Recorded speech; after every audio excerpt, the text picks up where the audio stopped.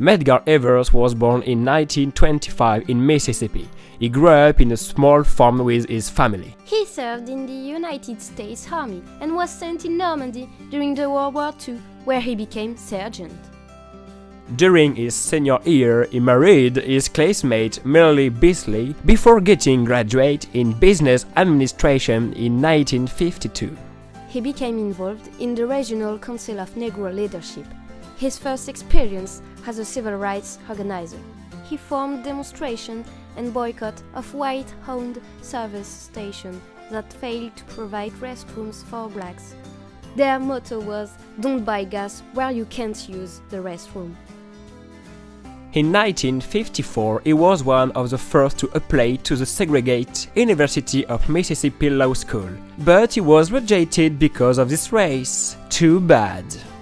After that, he worked to stop segregation in his college, a historically black college. Blacks couldn't be allowed in white institutions during segregation. For Evers, these colleges and universities were the bottom of inequality, so he stand against it by praising voting rights and promote social justice. He fought racial injustice in many forms, including how the state and local legal system handled crimes against American Africans. He also worked to investigate crimes perpetrated against blacks. In the 60s, he became active in the civil rights movement after the bus boycott in Montgomery. He fought next to MLK, Malcolm X, and Rosa Parks to establish a real equality between white and black people. In 1954, he was named the National Association for the Advancement of Colored People's first field secretary for Mississippi, where he organized protests against segregation of public beaches and public parks. Evers became a target for those who opposed racial equality and desegregation. He and his family were subjected to numerous threats and violent actions over the years, including a firebombing of his house in 1963. The same year, he was nearly run down by a car.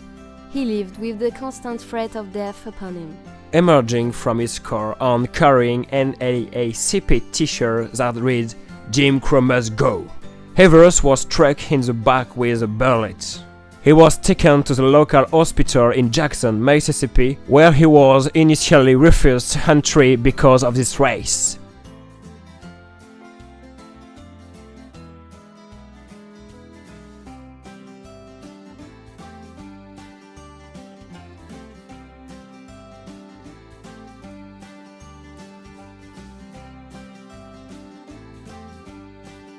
Evers was the first African American to be admitted to an all-white hospital in Mississippi, an ironic final achievement for the dying activist.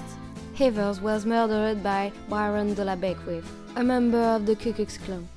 Evers' murder and the resulting trials inspired civil rights protests, as well as numerous works of art, music and films. All-white juries failed to reach verdicts in the first two trials of Beckwith. He was convicted in a new state trial in 1994 based on new evidence. Merle Evers, widow of the activist, became a noted activist in her own right, serving as national chair of the NAACP. She never gave up the fight for conviction of her husband's murderer. She published several books on topics related to civil rights and her husband's legacy. On January 21, 2013, she delivered the invocation at the second inauguration of Barack Obama.